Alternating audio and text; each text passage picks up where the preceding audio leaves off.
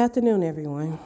Now we will call the September 3rd, 2024 board meeting to order. I would like to take a moment to acknowledge our interim executive director, Mrs. Harrison. Mrs. Harrison, would you please call the roll? Thank you, Madam Chair. Representing District 1, Board Member Katie Howard. Present.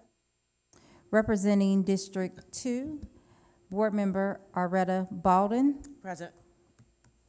Representing District 3, Dr. Ken Zeff.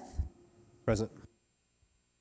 Representing District 4 and Board Vice Chair, Board Member Jennifer McDonald, she's present. Representing District 5, Board Chair Erica Mitchell. Present. Representing District 6, Board Member Ishay Collins. Board Member representing District at Large, Seat 7, Board Member Alfred Shivy Brooks.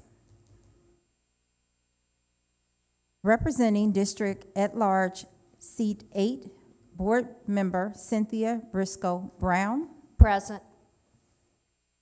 Representing District at Large, Seat 9, Board Member Jessica Johnson. Present. I would also like to acknowledge Superintendent Dr. Brian Johnson as present as well in the meeting. Thank you, Mrs. Harrison. I also like to acknowledge that Vice Chair McDonald, Board Member Collins, Board Member Brooks will be joining us later this afternoon. And also like to acknowledge our General Counsel, Nina Gupta.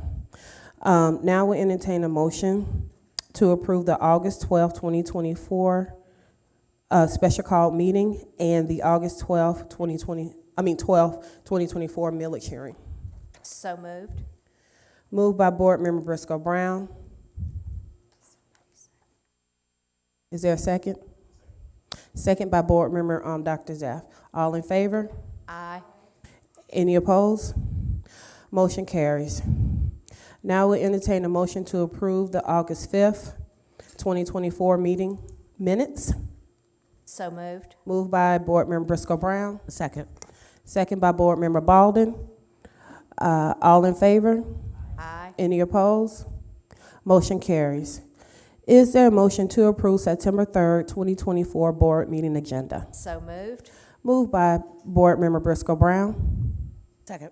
Second by Board Member Baldwin. All in favor? Aye. Any opposed? Motion carries. Dr. Johnson, would you please bring the work session items? Will you please bring forth the work session items, excuse me? Yes, thank you, Madam Chair. We have 3 presentations today. First presentation is a board-requested presentation on pre-K early learning updates that'll be provided by Dr. Joy Bradley, who is the Director of Early Learning. Our second presentation will feature the ERP modernization update presented by Femi Aina, who's Executive Director of Information Technology. And our final presentation is on student outcome-focused governance, or SOFG. Today's presentation will be on Guardrail 2, which is stakeholder engagement. Dr. Bradley, we are now ready for your presentation.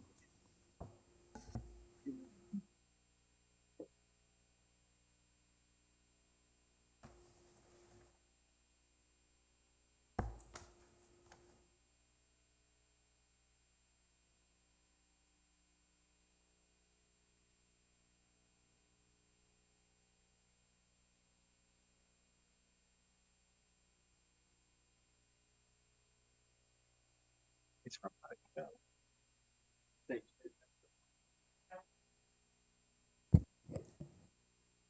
Good afternoon, Madam Chair, Madam Vice Chair, Superintendent Dr. Johnson, members of the board and community at large, and APS colleagues. My name is Dr. Joy Bradley. I'm the Director for the Office of Early Learning and Pre-K programs, and I'm here today to present to you an update on early learning and pre-K programming.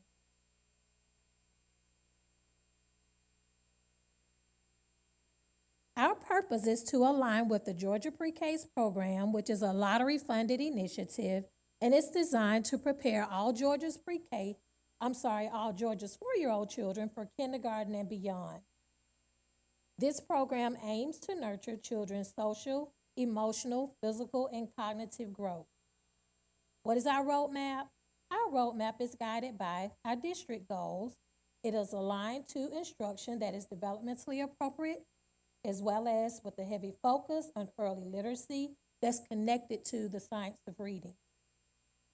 Our roadmap is guided also by sustaining and actively engaging birth to 5 efforts and developing and implementing strategies for enrollment and recruitment, and last, to engage our neighboring early learning provider. How do we get there? The Office of Early Learning oversees the implementation of Georgia's pre-K program by providing direct services, support, and resources to teachers, families, school administrators, early learning organizations, with the total goal in mind that all students will be ready for school.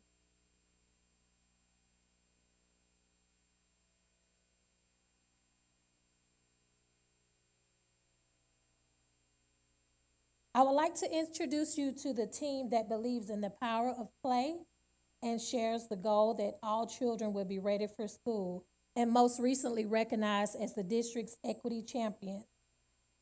The Office of Early Learning is made up of a coordinator, instructional support specialist, family support specialist, a transition specialist, enrollment administrator, grants administrator, and a data strategist, which the position is vacant at this time.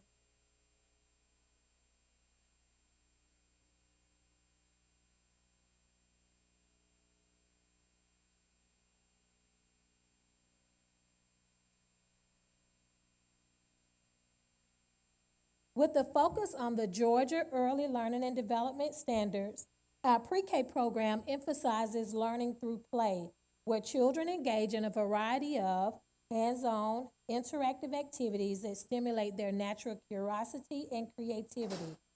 Our curriculums are Ready to Advance and Frog Street, which are both designed to promote, again, social, emotional, cognitive, and physical development while allowing children to explore, experiment, and discover in a supportive and structured environment. Through guided play, children build foundational skills in areas such as language, math, science, social studies, and problem solving, while also developing important social skills like cooperation, communication, and empathy.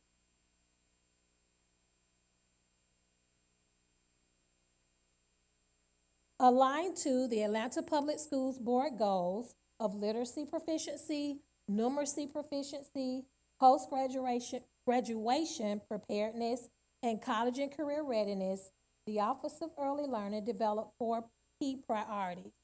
Priority 1 is that all classes will align to developmentally appropriate practices. Families of children ages birth to 5 will have a working knowledge of school readiness. All pre-K professionals will be provided support and training that yields positive student outcomes while recruiting and enrolling all eligible 4-year-olds who reside in the Atlanta Public Schools attendance zone.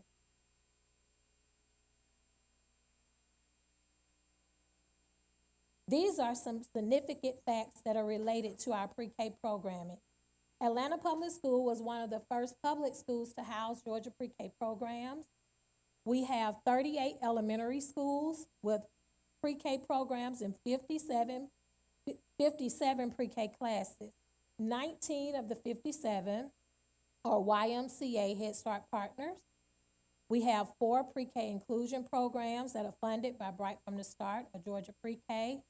In partnership with multilingual programs and services, we have 3 pre-K dual language immersion programs.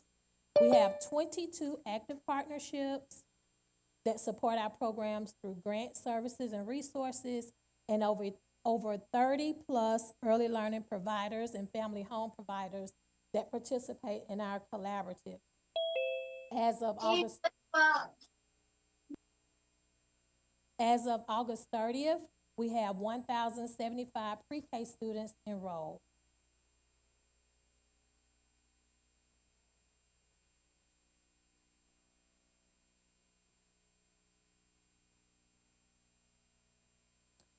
This table provides, let me go. This table provides the number of students enrolled the first 30 days of school with an increase for enrollment provided since 2022.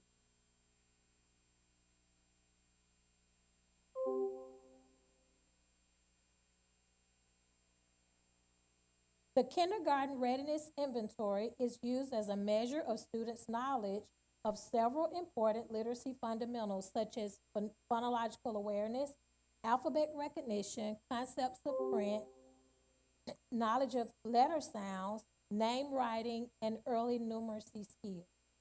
This is one of the measures that helps our teachers target instructional support that's also aligned to work sampling online, which is required for all Georgia pre-K programs. Often referred to as the KRI, it monitors the progress of students receiving additional and targeted instruction for a small group. And it also identifies the materials and activities that are needed for the learning environment. For the KRI inventory, students are assessed 3 times a year, and work sampling online is administered daily. The developmental ranges range from below, in progress, and in spring developmental range for SDR. In reviewing the 2023 data, students have made gains in identifying numbers from 1 to 10, counting from 1 to 20 by rote, and counting using one-to-one correspondence.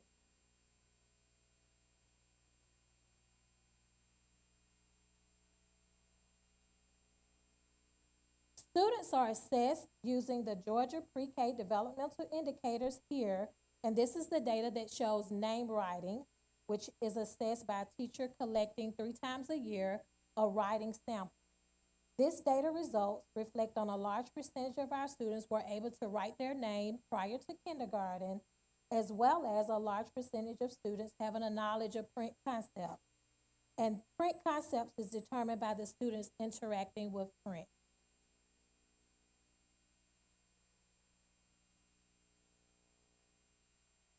The following slides provide an examination of the outcomes for 3rd grade students who attended Atlanta Public Schools pre-K programs compared to their peers who did not attend Atlanta Public Schools pre-K program.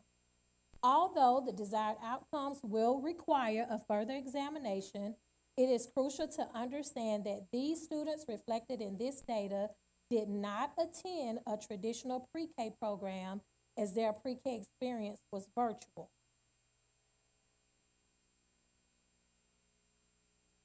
The same data interpretation for math reflects the same and yields almost the same outcome. And now I will share with you some of our accomplishments for the Office of Early Learning. We continue to reduce our pre-K vacancies across the district. We have developed our own kindergarten readiness assessment.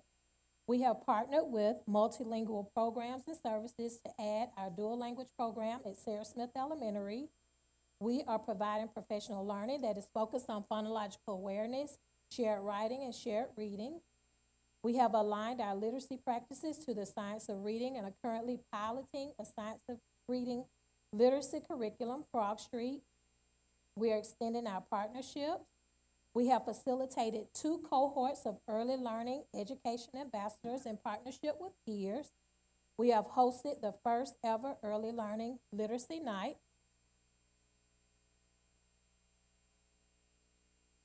We have launched the Early Educator Advisory Council that lead our year-round transition efforts within their school buildings, extended our school transition efforts to offer mini grants, kinder camp, and school provider partnership.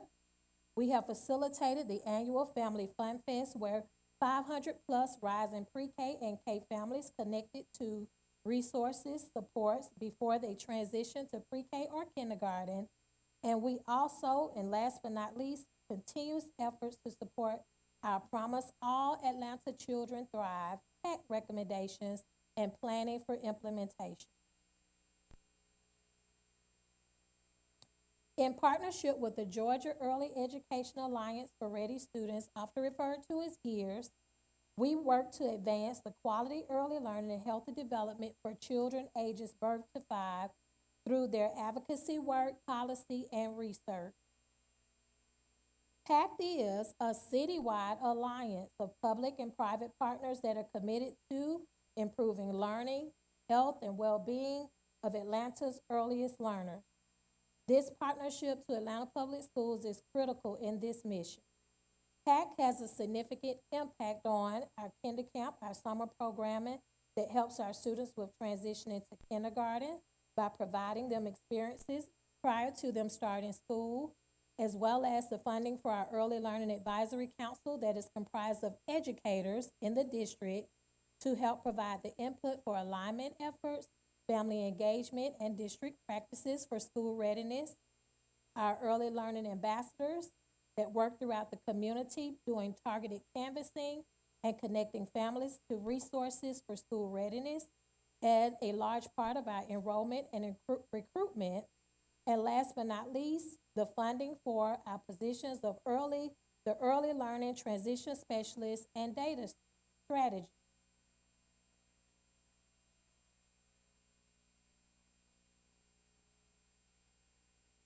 We have a laser focus on sustaining our partnerships by enhancing our dual language immersion programming, engaging with the Georgia Council on Literacy for the B-to-5 work or birth to 5 work, supporting the work of PACT, kindergarten transition, and preparing for House Bill 538, along with the Readers Are Leaders initiative.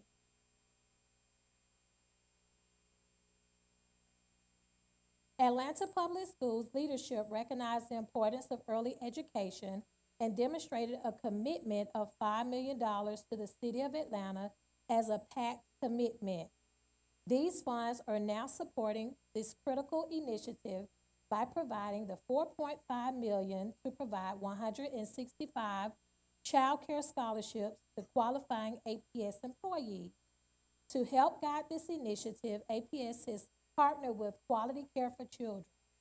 The table represents the number of children in specific age groups with the total number of 83 scholarships earned. I'm sharing the following indices that includes the direct link to our enrollment data by cluster, by school, along with a list of all of our partners. And this concludes my presentation of the work of early learning. I'd love to hear your thoughts and any questions you may have. Thank you.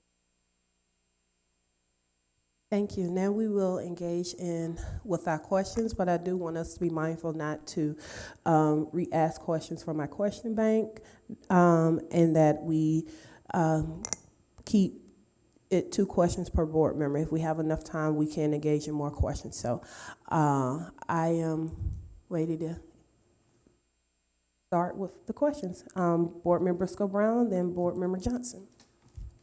Board Member Zeff, Board Member Howard, Board Member Brooks. Got you all. Thank you. Okay. Thank you very much for highlighting our efforts in early learning, which is so important as our kids move forward through our school system. Just a couple of questions.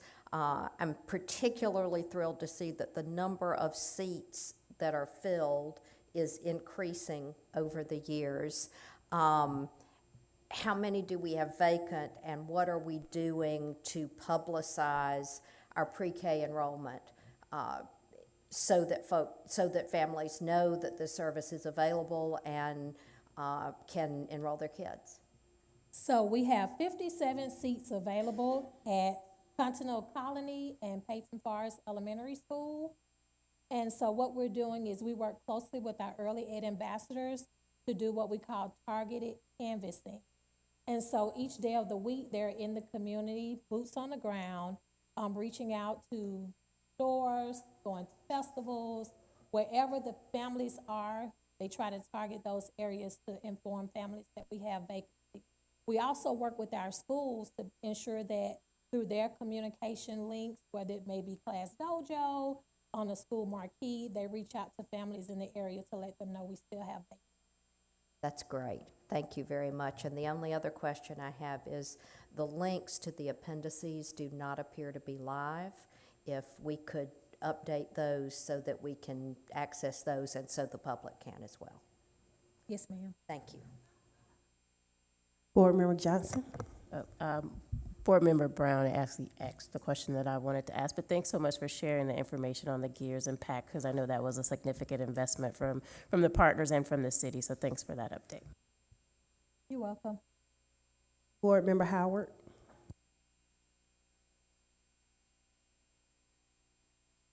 Thank you for this presentation, and I asked a lot of questions and I appreciate the responses. And one of them was about barriers, and I just wanted to know, could you tell me one of the additional strategies? I know PAC, obviously, and with Gears, getting out to folks, but thinking about it also from the board perspective, how we support.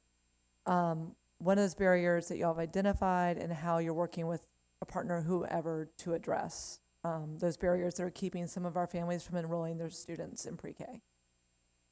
Yes, so we have worked with, there was one in particular, and this was near Peyton Forest. And so it was discovered through one of their apartment complexes that some of the students did not have clothing to wear to be able to come to school. So we worked with our partners, Head Start, because Peyton is a Head Start site, to ensure that they had enough clothes to prepare them for the start of school. We also have challenges with families being able to get access to birth certificates. So we have partnered with Lyft and Uber to allow rides to get them to, one is called the Department of Health. And so we also help by giving them the $25 to secure that. That's really helpful information for us to have two specific ways we're working to address those barriers, because I know we've all heard about a lot of that feedback from families. So Yeah. thank you so much. You're Appreciate it. welcome. Board Member Dr. Zeff.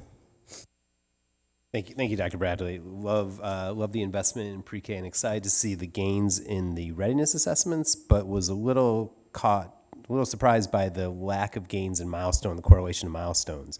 The fact that all the gains kind of fade by time we get to third grade. Is that can you give us a little bit of insight into why you think that's happening? And is that consistent across all of our sites? Are we seeing those gains persist? Or is it uniform that we shouldn't expect any gains from students that attend preschool by the time we get to third grade milestones? Well, I'm gonna try to answer that as best I can. So this is only 1 year, 2023, 2024. But if you go back and look, Georgia Pre-K actually provides third grade data from, I want to say, the University of North Carolina has done a study as well. And so it does show that pre-K students are significantly outperform their peers when it comes to third grade data. The most, I would say, important for us as the Office of Early Learning is to look at kindergarten data when they enter, because we prepare students for school readiness. But these students did not attend a traditional pre-K program, so it will require further examination. When you say they didn't attend a traditional pre-K program, Yeah, so in 2023, these students were impacted by COVID, so they left mid-school year. They weren't in a traditional, they started in a traditional pre-K program. and then in March and then they left. stopped, and 2 months before the end of the year they stopped. Yes, and then in kindergarten, they didn't attend a traditional kindergarten. Did I answer your question? I think we're going to hear Dr. Smith's assessment. Good afternoon, Board Chair Mitchell, Board Vice Chair McDonald, members of the board. To kind of go into that, Dr. Zeff, thank you for that question. And we are seeing some diminishing returns here. And to Dr. Bradley's point, it is going to require some further investigation, because we know that typically research shows that high-quality pre-K, we should be seeing results that are more promising, frankly. And so even though that there is, we see this gap because they were in a virtual pre-K, I think when we look at our proficiency rates at, third grade, we see some correlation there. So I think, frankly, and Dr. Johnson, please feel free to add on, I think that it warrants further investigation, but it also, frankly, warrants additional accountability. When we look at our goals for our early learning programs, having those outcomes so that we can see them cascade and continue up until third grade. So this was a little bit surprising. We know that, again, COVID might be an issue. However, we want to have more of a laser-like focus there because we shouldn't see the diminishing based on the research that we know pre-COVID. Dr. Johnson, any? Yeah, I think the only thing I would mention, and I would ask you to articulate just the demographic of your pre-K cohorts. And so looking at, when you look comparatively, is there a higher concentration of students that have socioeconomic challenges, et cetera? So when you look at this data in isolation, what you really may be seeing is some gaps that would be more robust that are actually not as robust because of, and I don't want to say it's in isolation of pre-K, but in combination of pre-K, K1, 2, because I think when you talk about the demographic of the student to make up socioeconomically a little bit, just the qualifications that you have to have in order to be eligible outside of employees. So we don't have a socioeconomic rating for students to enter as long as they live in the Atlanta Public Schools attendance zone. And so we make up 1/3 of the kindergarten class when they enter kindergarten. So we're 1,000, and I want to say on average, there's usually 3,000 to 4,000 kindergartners in the district. So to Dr. Johnson's point, though, these may be two different populations of kids. So you have kids who are who are maybe in higher socioeconomic, higher resources at home. So to that point, which would be hugely heartening if we've closed the achievement gap here. It'd be great to see the data in that format. Okay, so I think what I probably would need to do, my next steps would maybe get with the data team, perhaps, to provide a. And let's talk more broadly about this data, right? So as we look at outcome-focused work, thank you for putting this data in, because I think it's very helpful in guiding the conversation, the next layer to the conversation. And this will be more broadly across presentations, just philosophical as we look at the data. But the next level of conversation should be to the point, disaggregating kind of the makeup of the students so that we understand what we're comparing. Because in actuality, you've got I don't know what the number says there, 38% proficiency in one block versus the other block, which are very similar, but you may actually be looking at two different, I don't know this, I don't want to suggest, but we may actually be looking at two different subsets of students. So we should dig deeper into this data, and we will. Yeah. Board Member Brooks. Thank you. Thank you to my colleagues for those questions, too. They help clarify some things. Part of my tardiness, I maybe missed clarification on this chart as well as the chart on 12. Which one? I assume that one is English and one is math, or language arts and math, or reading proficiency in math. Which one is which? Okay, so let me go back. 10 and 11. I'm sorry, 11 and 12. So that one is, the first one is math, and this one is ELA, English Language Arts. So 11 is math, and 12 is ELA. Yeah. Thank you for that clarification. With our district having a 33% transiency rate, I'm curious, as we're looking at third grade proficiency and tracking, are we considering delineating the data based upon which students stayed with us from pre-K or kindergarten all the way through, as opposed to just the entire cohort? Because I believe if the intention is to be accountable for the outcomes that we're getting for our kindergarten programming, then we should be looking, I think, laser focused, not only exclusively, but I think we should understand the data for the students who we've had the entirety of the time. Because I think often, and we see this everywhere, when districts are trying to hold themselves accountable for growth and proficiency for students over years, but when you have high transiency rates, how do you hold yourself accountable, right? Because we may be educating how many numbers of Clayton County kids or Henry County kids, and so are those outcomes based upon what we've poured into that child exclusively? I don't think so, and I think it would be more fair for us to be able to determine if your child starts with us and stays with us, what is going to be your outcome? And I think that's a more honest conversation when we're looking at the product and the service that we're providing as a district, just my 2 cents. I did have a question, and Board Member Briscoe Brown was educating me up real quick on who didn't count or who does count in regards to the pre-K numbers and them being virtual. I just wanted some clarification on that one. Okay, let me make sure. You said who counted the number of students that were virtual? My understanding was like if a student attended virtually, then they count it as not attending APS, or maybe I misheard. I'm just asking for clarification. Oh, okay. So the students that left in March did not have a traditional pre-K experience, and so pre-K is based on materials and activities in a particular learning environment. And so when I refer to traditional pre-K, that will be them engaging inside of a classroom that's high quality, developmentally appropriate, with a teacher and paraprofessional. Did I answer that? Right, and so we're saying for so my son, for example, was a COVID kindergartner. He's a current third grader right now, right? So when we're looking at third grade data, we're talking about Christian, right? Christian would have been one of those kids who would have had, I guess, gone virtual in pre-K in March, and then would have been virtual the entirety of his kindergarten experience as well. Are we saying that those kids are counted as not being a part of APS, or they are a part of APS? That's what I'm asking. Oh, yes, so they were a part of APS's pre-K program, but it was a virtual format. Gotcha. So we're delineating virtual or not virtual, I think. not traditional. And correct me if I'm wrong, because about 22 or 23 days here, so. But I think. We only, ask me and Kid, we only get to use that for so long, man. I'm gonna run it, so just roll with it. Through 100 anyway. Fair. I believe what you're saying is, as she was kind of prefacing the data, just making sure that the board knew that it was a virtual environment in which it was offered. And Gotcha. so, versus a traditional in-person environment. Is that right? Yes, correct. Fair enough. So that said, and then my last question, I guess this lands me to my question.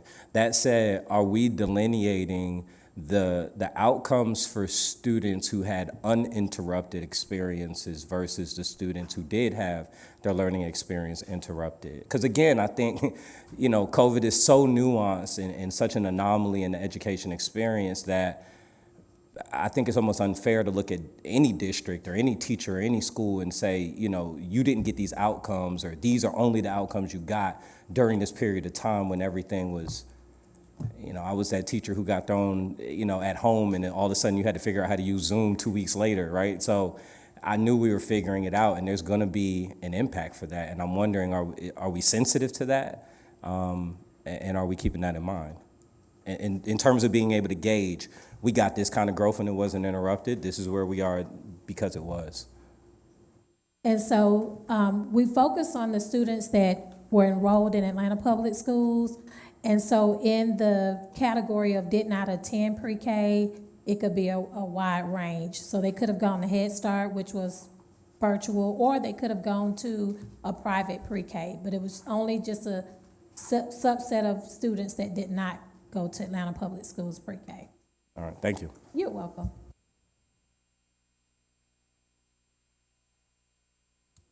There are no further questions. All right. Dr. Bradley, thank you very, very much for your presentation. You're so welcome. Femi? Mr. Aina? So, board, later this evening on the consent agenda up for consideration is ERP implementation. So, Femi will give us an update on that this time.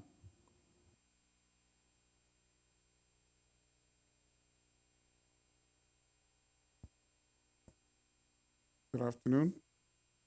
Board Chair Mitchell, Board Vice Chair McDonald, board members present, Superintendent Johnson, and community members present.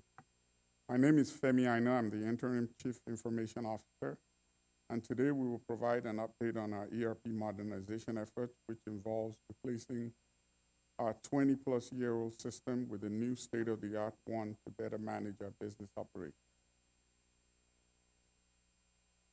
In this presentation, we will highlight some of the benefits of modernizing the system, our RFP evaluation process we just completed, our selections for the new ERP cloud system, and the system implementation services. Finally, we will discuss our proposed timeline and the next step. Just to recap, we engaged with Gartner almost a year ago to review all parts of our existing system. The review included financial administration, human capital management, procurement, asset management, and budget management. The red and yellow areas on the heat map represent aspects of our businesses that are major pain areas, have significant inefficiencies, or need improvement.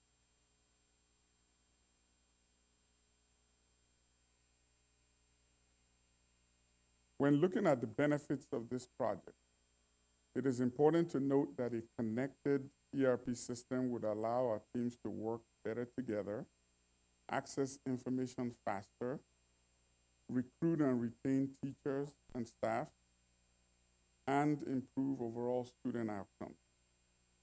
The new ERP system will also help increase the organization's efficiency by streamlining administrative tasks, reducing the number of human-related errors, and better aligning with the district's goals. Over the last decade, reporting requirements have changed across all levels. School districts are now being asked to provide more granular data and to meet rigorous compliance and auditing standards. The new platform will help APS eliminate several bolt-on processes and applications implemented over the years to fill gaps. This will also translate to direct cost savings as these applications are identified and eliminated. The new ERP will bring best practices and better tools, an all-in-one solution with easy integration, flexibility for growth, more robust security and compliance, and simplified maintenance and transparent process. Through our partnership with Gartner, we worked with the business teams in HR, finance, and operations to establish a business context, defined a future vision. We developed a strategy, created a project plan, and cost estimate. Our RFP was released in February 2024. We began the vendor evaluations and demos in April, a process that lasted through the end of July 2024. Overall, 5 software vendors submitted proposals. They are Oracle, SAP, Infor, Tyler Technologies, and Next Generation Technologies. Next Generation Technologies was eliminated during the initial administrative review process, while both Infor and Tyler Technologies were eliminated after the first round of our evaluation.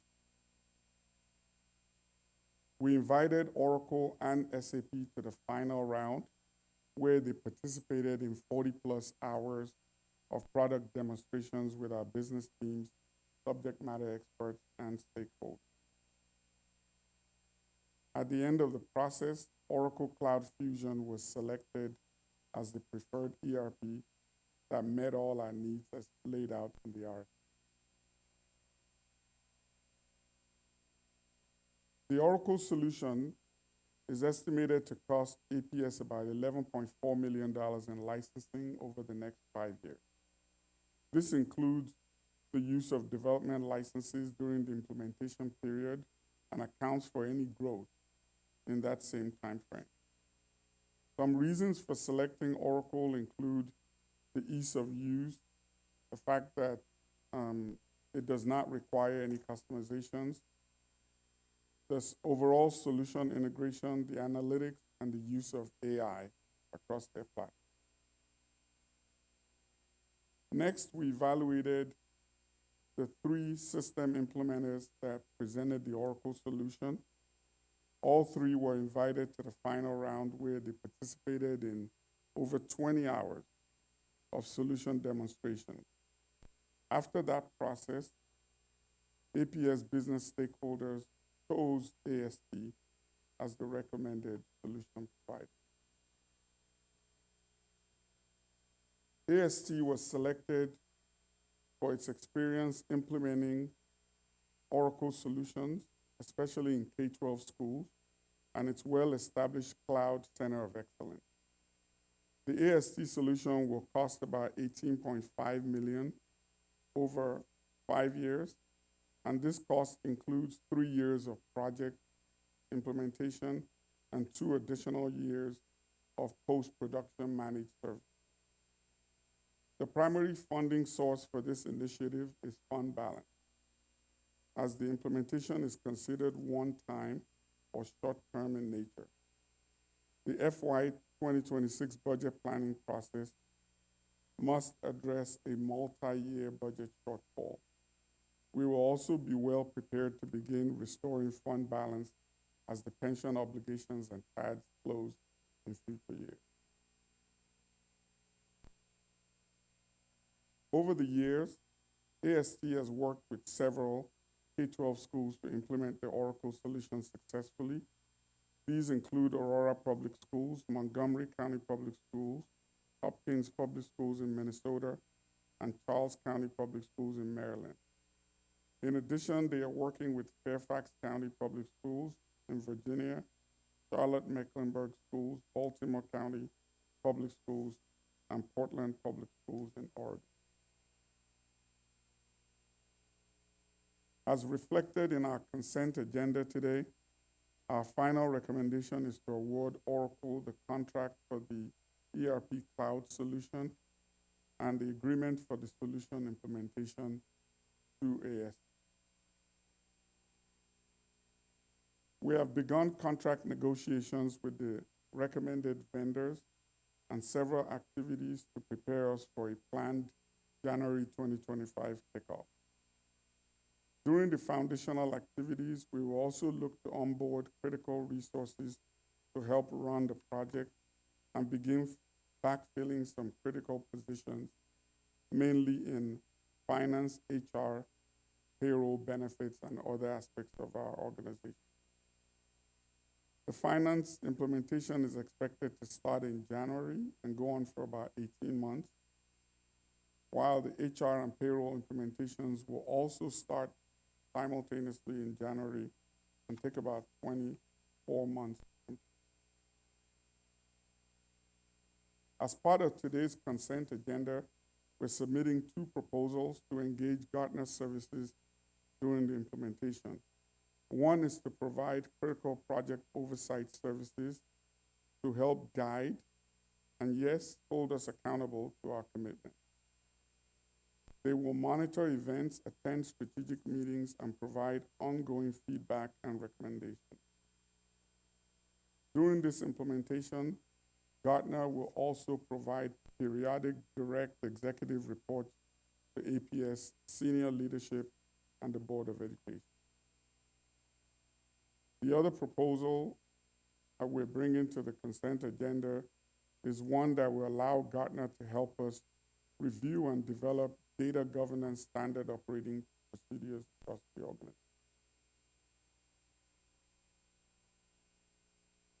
We're currently in contract negotiations with the vendors, as I mentioned earlier, and following the board vote today, we can begin finalizing the contract, the hiring process, and onboarding the vendors to launch the project in January 2025.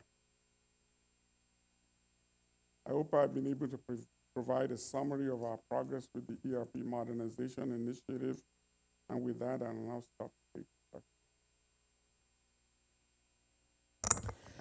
So we'll engage with questions. I see Board Member Johnson, Board Member Briscoe Brown, Board Member Dr. Zeff.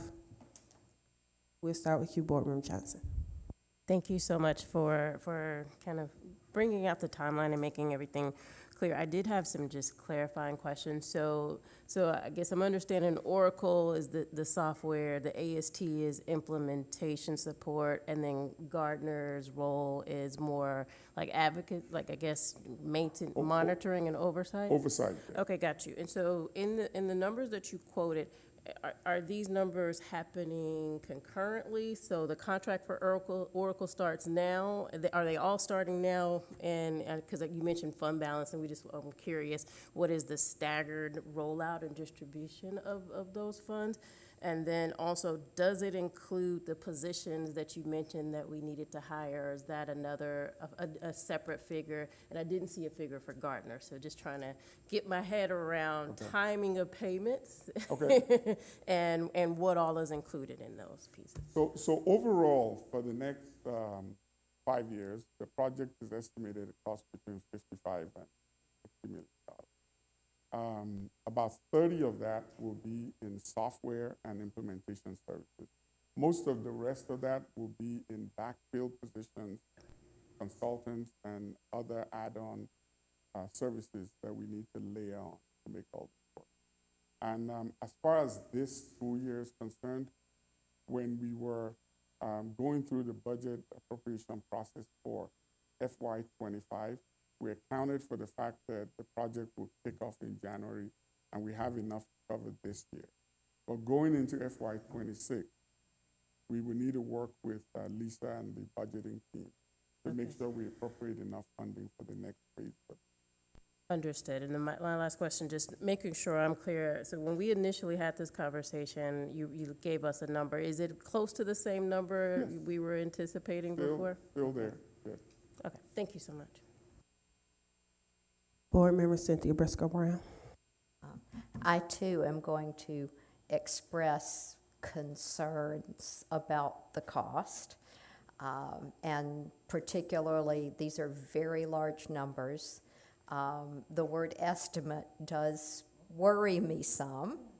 And even the estimated total of between $55 and $60 million. That's a big range. And just asking how confident you are of those numbers and whether we are going to be able to bring this in under budget, under or at budget. I know you can't answer that question, but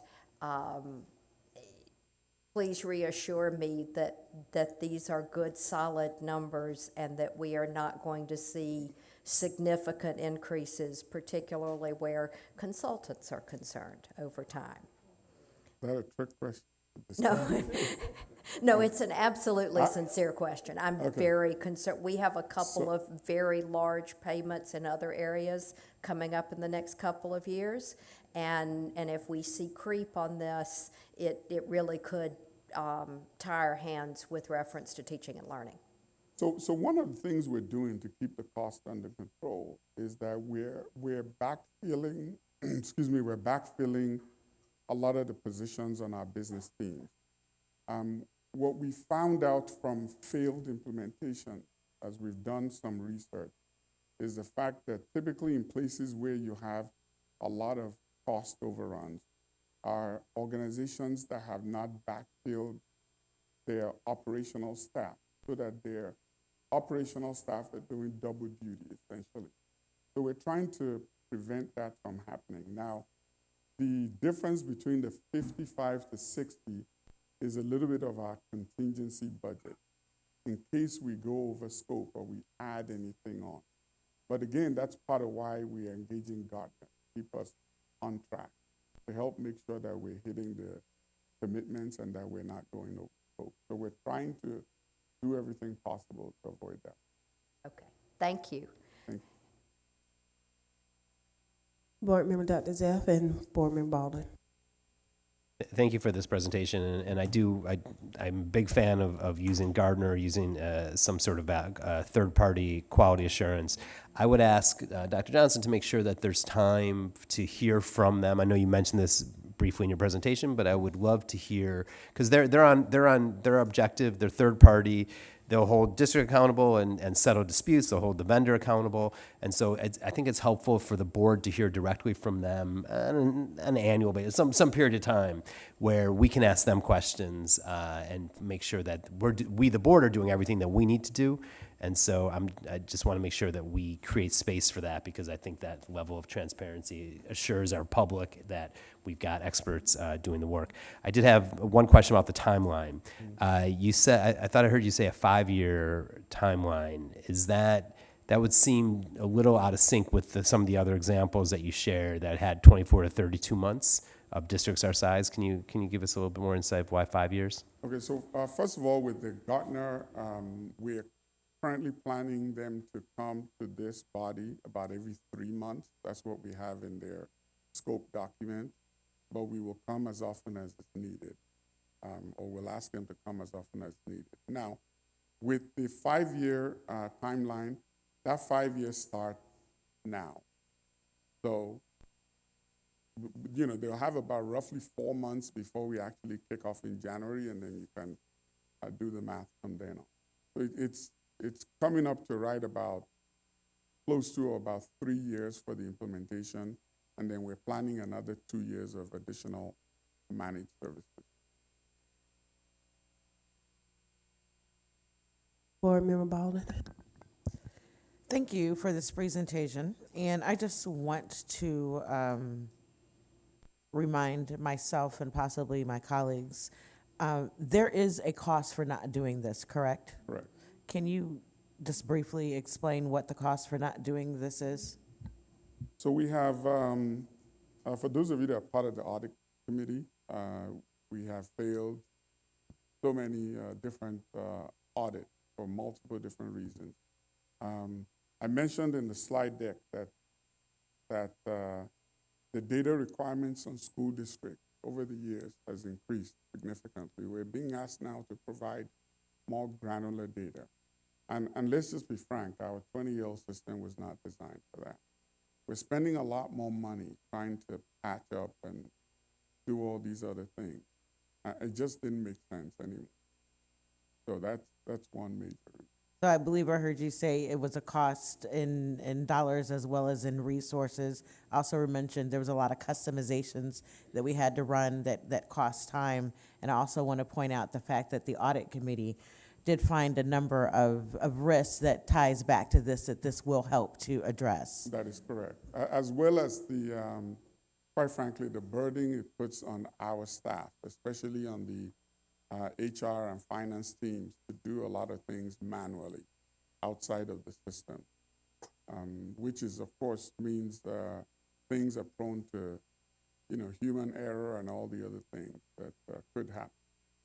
I am certainly appreciative, certainly as the chair of the audit committee. Yeah. Thank you. Thank you. Board Member Brooks, and then Board Member Howard. Thank you for the presentation. I remember this conversation first coming up and me just having sticker shock a little bit, but I understand the need. The question is, I guess, what is the cost currently of our ERP today? And my second question is, what will be our cost in year 6, year 7? So the cost of our ERP today, it's actually increasing. We currently pay, last year we paid about $1.4 million just for our base licensing. We were notified that number will increase about 10 to 15% every year going forward. So I expect it this year to go up to about maybe 1.6 million.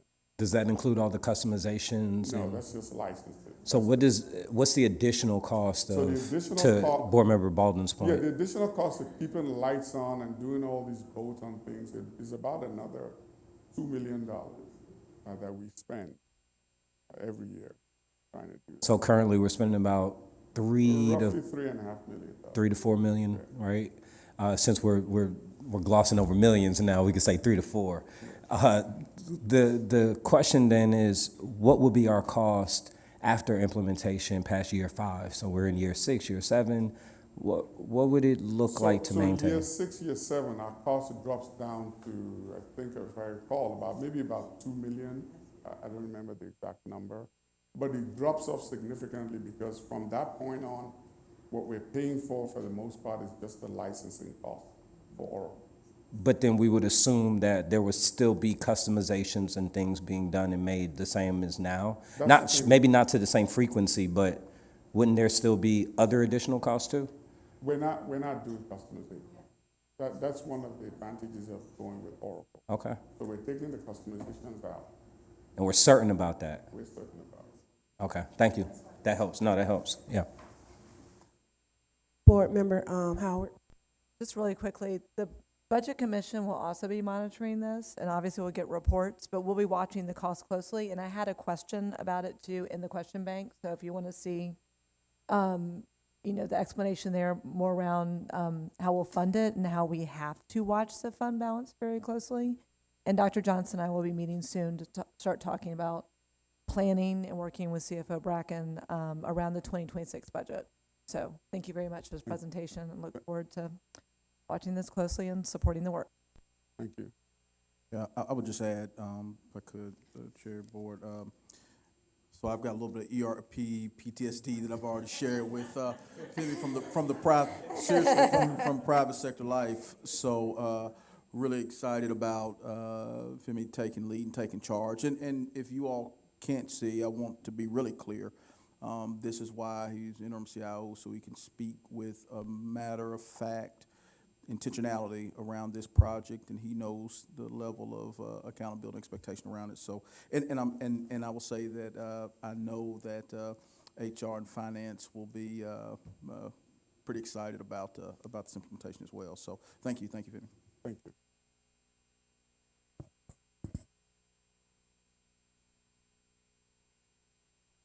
Chair, now it's time to engage the board in Soft G. Yes. This month's Soft G facilitation will be facilitated by Board Member Howard. Board Member Howard has taken on the initiative to guide us through the student outcome focused governance discussion. And so I'm going to kick it over to you, Board Member Howard. Thank you. Great, thank you. So just to refresh everyone, I will read through the guidelines we always start with. During the 2022-2023 school year, Atlanta Public Schools began progress monitoring of the 2021 through 2026 board goals using the Council of Great City Schools Student Outcomes Focused Governance Soft G framework. During the first year of implementation, the focus of progress monitoring was solely on the board goals. The second year of implementation, i.e. school year 2023 through 2024, included progress monitoring the 2021 through 2026 board guardrails. In the third year of implementation, we will continue monitoring both goals and guardrails.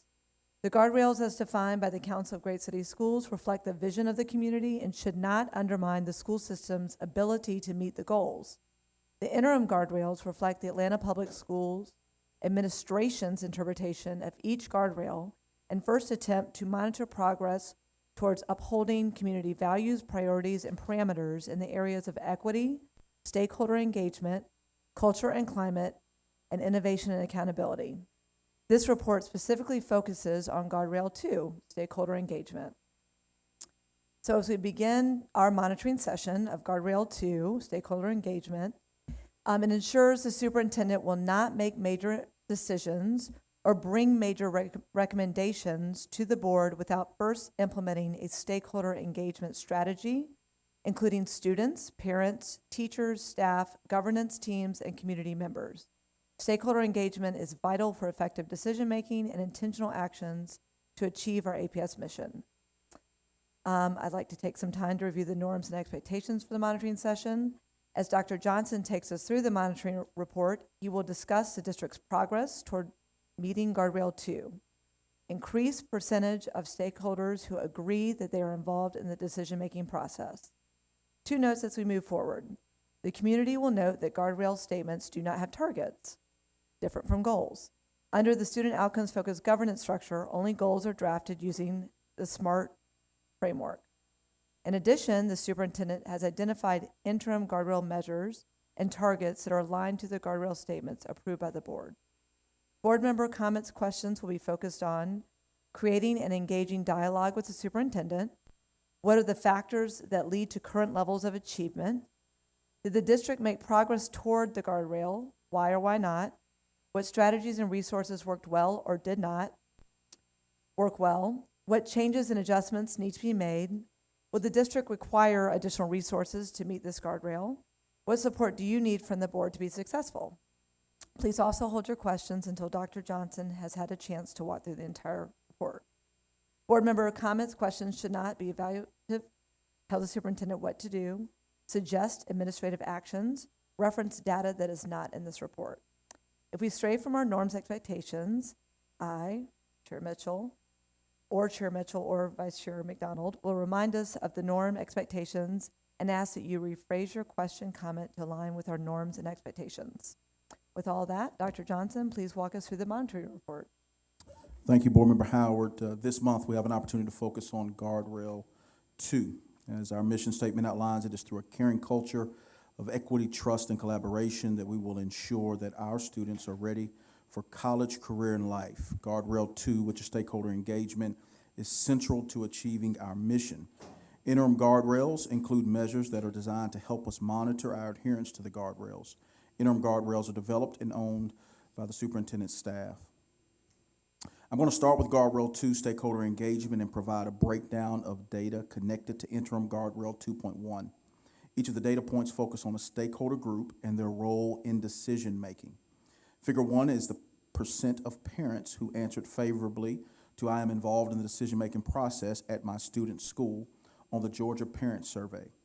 Figure 2 is the percent of students who answered favorably that school leaders and staff consider student suggestions and ideas when making decisions to improve learning and the overall school experience on the AMP Up APS Equity Survey. Figure 3 is the percent of staff who answered favorably to I am asked for my input regarding changes that affect my work on the Gallup Q12 Employee Engagement Survey. And figure 4 is the composite of stakeholder groups, the percent of stakeholders who answered favorably to I am involved in the decision-making process. As a reminder, our interim guardrails are designed to help us monitor progress towards our actual guardrails. Also, as these measures are grounded in people's perceptions, they're only a snapshot in time through the perspectives of stakeholders completing the surveys. Now I would like to call your attention to Figure 1. This figure shows the perception of parents to the decision-making process at their student's school. This data is collected through the Georgia Parent Survey and includes a total of 3,196 responses from 21-22, 2,062 responses from 22-23, and 3,378 responses from the 23-24 school year. The orange dot shows our results for each year. The letter N shows us the number of parents who agreed with the statement, I am involved in the decision-making process at my student's school. You'll note that APS, we increased the percentage of parents agreeing with the statement in 23-24 by 1.4 percentage points to 77.1%.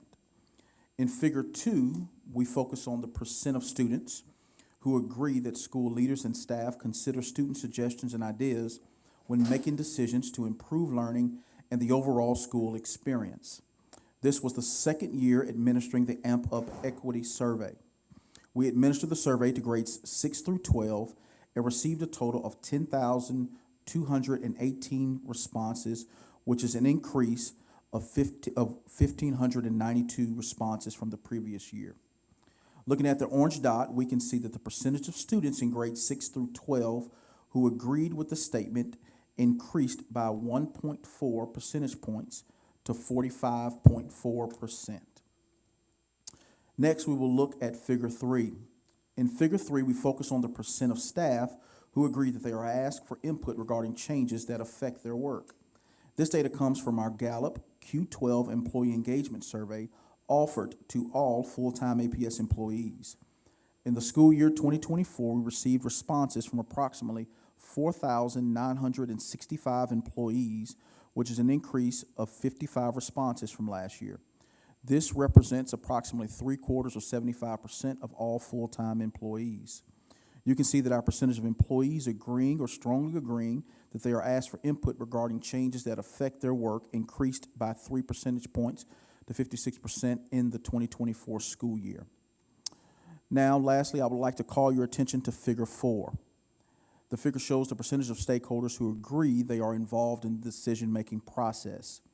This data is collected through the Georgia Parent Survey, the AMP-UP APS Equity Survey, and the Gallup Q12 Employee Engagement Survey, and includes a total of 15,461 responses from 22-23 and 18,561 responses from 23-24, which is a total increase across parent, student, and employee groups of 3,100 responses.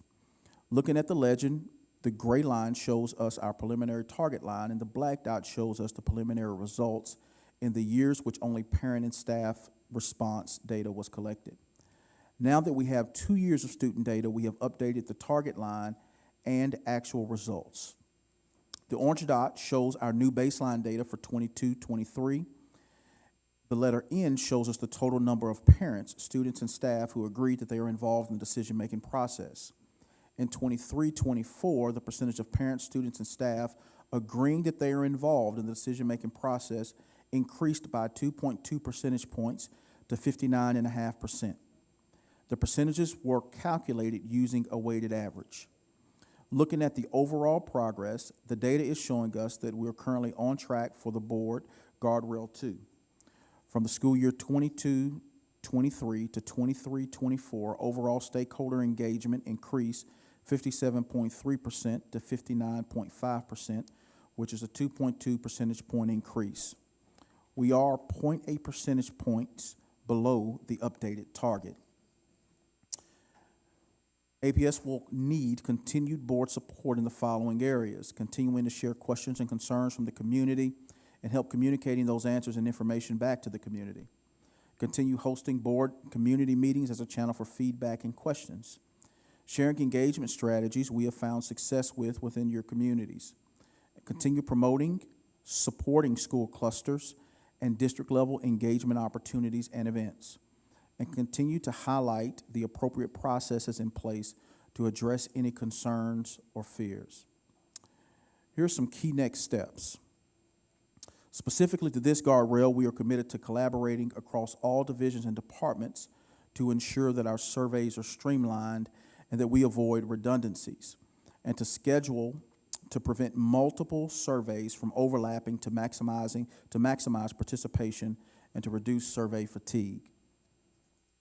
Broadly, we want to draw connections across the district SOFG work, the strategic plan, and the strategic plan by creating coherence with the goals, the guardrails, and key performance indicators. So I know we're getting ready to go out and do some work in upcoming weeks and months around strategic plan, and the more coherence that we can draw, the more connection that will be made. We want to ensure that the strategic plan encompasses and makes clear the values or the board guardrails and the board goals. I know one of the things we talked about within the retreat is the board guardrails are a subset of statements that say the superintendent will not, which also articulate what this board values, and we want to make sure we draw out that really clear connection. Through both the implementation of the 100-day plan and the continued community engagement opportunities which are forthcoming, we will leverage formal and informal feedback to create the beginnings of the next strategic plan. Everyone can view the 100-day plan online, and we also invite our community to join us in one of 9 cluster listening sessions, which will actually be a combination of board and administration joint meetings that will be taking place. And the information for those sessions can be found online. Additionally, going forward with SOFG, we will continue to strengthen the connection between the data and the operational pivots that will be taking place. This will allow for even more robust SOFG conversation grounded in the work and the impact. As a part of this, we will leverage cluster-level data to address variances across the district and to lean in where needed, i.e. leveraging this survey to understand the nuance across the district from one cluster to the next, participation rate, and actually sentiment around the particular survey. Board Member Howard, this concludes my overview of the September board monitoring report, and I'm open to any questions. And I'm actually going to ask Mr. Travis Norvell to come up and be prepared to help me with any questions. You were queuing up, warming up there anyway. So we're open to questions at this time. All right. Thank you very much. I'll start down on this end. Questions? Go in order. We know you have some wonderful questions. So Katie, Loretta? sure. Down here? Team, any questions on this side? Nope, none? Maybe a maybe question? All right, we'll put you on the two maybes. Okay, Ken, we're jumping in. I love it. We're doing two, I think, unless things have changed. But we Yeah, can do we'll that. start with two. All right, go Katie. Right. Thank you, Dr. Johnson, and thank you for reemphasizing the connection between the goals, and strategic plan, and then the guardrails. And this report, I know, has a lot of work that's gone into it, and we've seen an increase. I'm particularly pulling out the student survey data. And I would like to know, in looking at that, what have we done or learned from that survey data from students? Have we made any changes based on that? I mean, if you could, Travis, or I can, read the question, which is in the report. Let's see. I can read it. I think that would be best. It's taking me a minute to find it now. Thanks. Thank you, Travis. Thank I you, didn't Board mean Member to- Howard. The question on the AMP Up APS Equity Survey item, this was for all 4th through 12th, but the data is showing 6th through 12th. How often do your school leaders and staff consider student suggestions and ideas when making decisions to improve learning and the overall school experience? I do want to call out, and of course Erica Long can jump in on some of the work our equity team has done since the first 2 years ago when they started. But for example, even though it's an elementary school example, Humphreys Elementary School had the highest score on this question, with 70% of their students responding favorably. And Principal Trimble connects it to the work our equity team led, where they had students do empathy interviews with Expanded Cabinet. Expanded Cabinet members went to the schools and spoke to the students, and it made such a big difference in that one moment that he has continued doing it quarterly at Humphreys, having those small group conversations with students and staff. And so continuing to elevate student voice as that school sees fit does show the increase on those schools. And that's great to hear. And I know I'm getting into the weeds, but are there any examples of changes that were made based on that data, like in terms of student experience? Or is that something we're looking at? I mean, clearly it looks different for elementary, middle, and high. Sure. But could you talk a little about, anything we're just even thinking about doing? I could do a couple examples, Dr. Johnson. One was expanding the GO team to include additional students at the high school level. So that came out of a lot of those conversations, as well as Student Advisory Council that you are well aware of. But Dr. Johnson's commitment to working with them, yeah. No, I wouldn't add much. I think there are several things that we're looking at. Obviously, Erica Long is focused on student experience, and so it's a combination of things that'll be there, as well as the student engagement function. She was actually emailing this weekend about some experience comments around the heat at the ball game, which was a real thing. So those are all areas that we'll look at. Last week we actually had a chance to engage with student advisory and love that opportunity. It's obviously high school students, and they're very, very transparent. I made them start off with what's going well.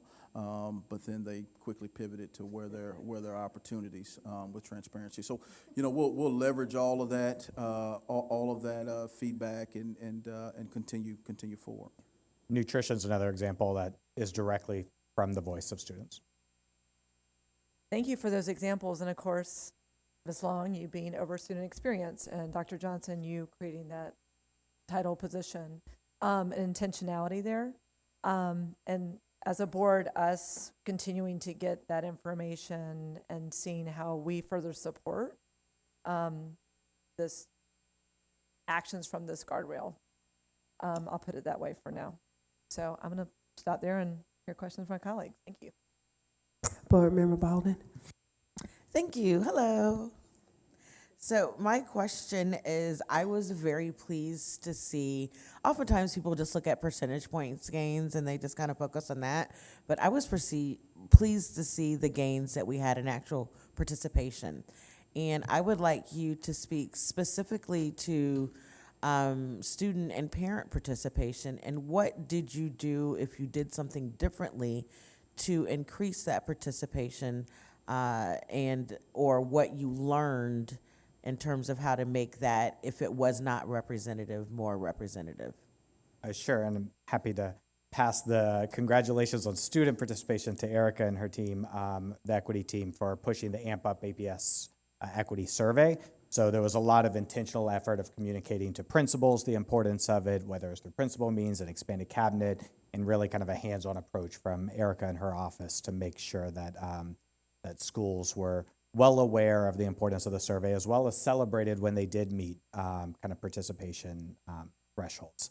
So that was on the students. One thing on parents, and this is, I will not take congratulations on parents because there's a lot of work to do because it's still a low percentage of our parents who are taking the survey.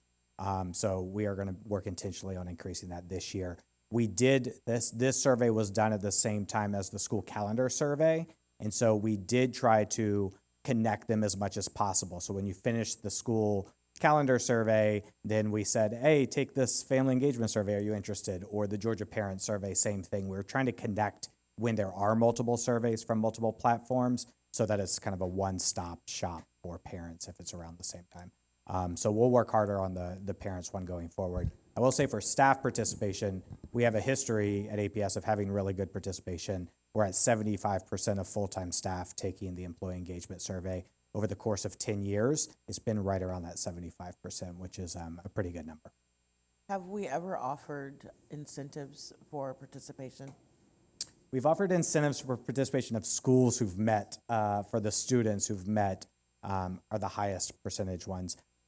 We tried on the engagement one, but we didn't for staff, but we didn't want to force principals in a position that they were mandating taking a voluntary survey just to kind of meet a goal. So we just encourage participation, and the more that you look at that data, the more the people will want to take the survey because they believe their voice is valued and heard.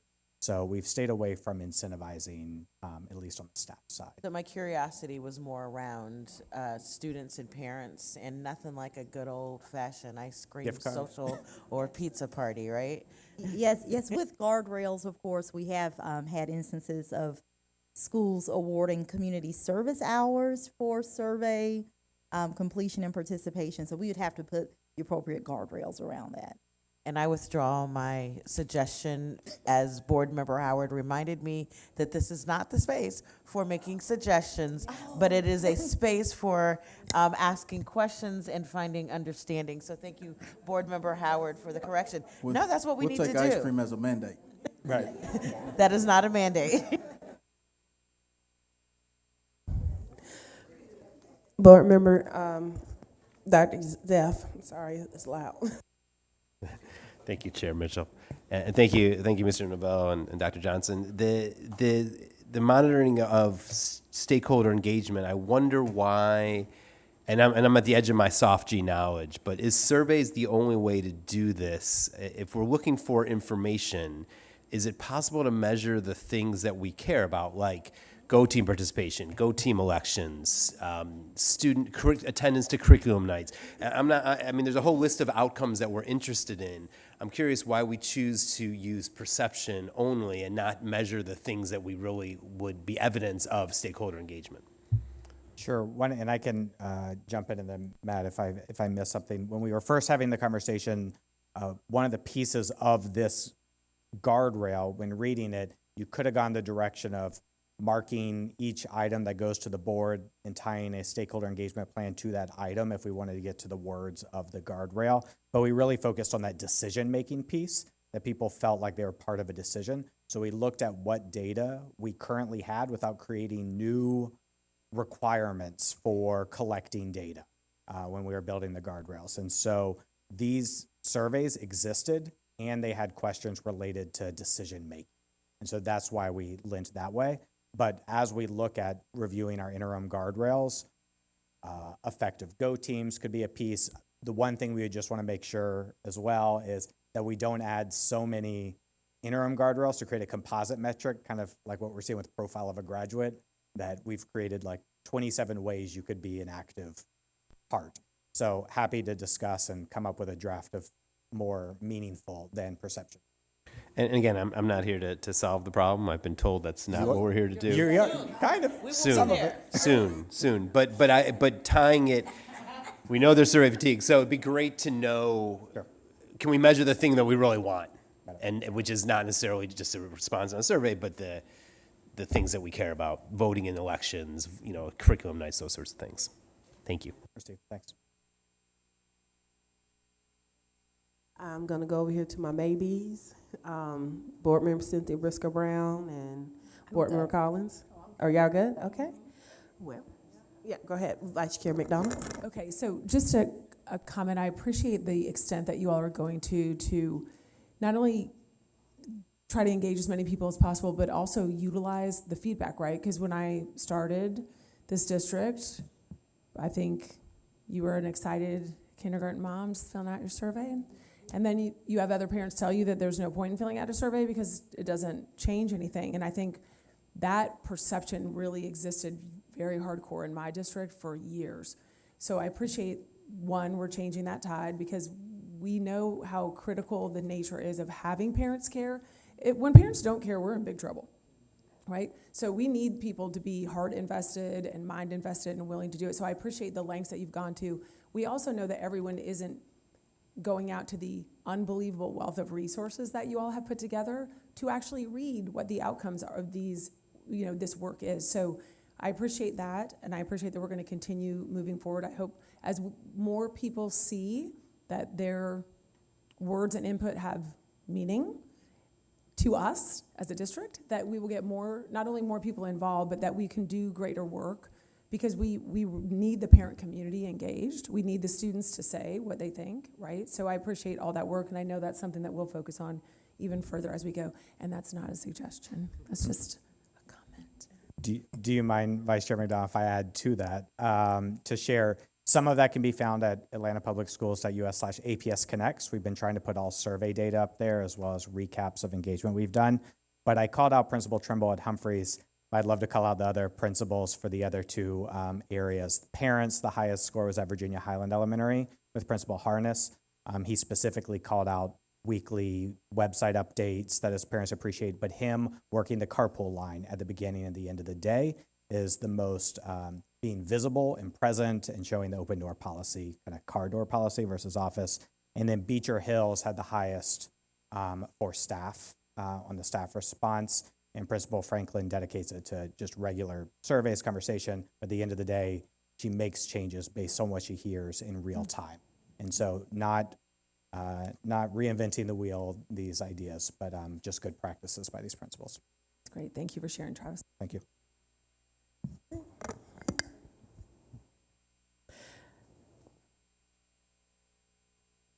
Thank you. This concludes our work session items for today. I would like to thank everyone for your reports. Madam General Counsel, there's a reason for the board to retreat into executive session. Yes, Madam Chair, the board needs to discuss real estate, legal, and personnel matters. Do I have a motion to report into executive session to discuss student discipline, personnel, legal, or real estate So moved. matters? Okay. Second. Moved by Board Member Vice Chair McDonald, second by Board Member Briscoe Brown. All in favor? Aye. Any opposed? Motion carried. We will now enter into executive session.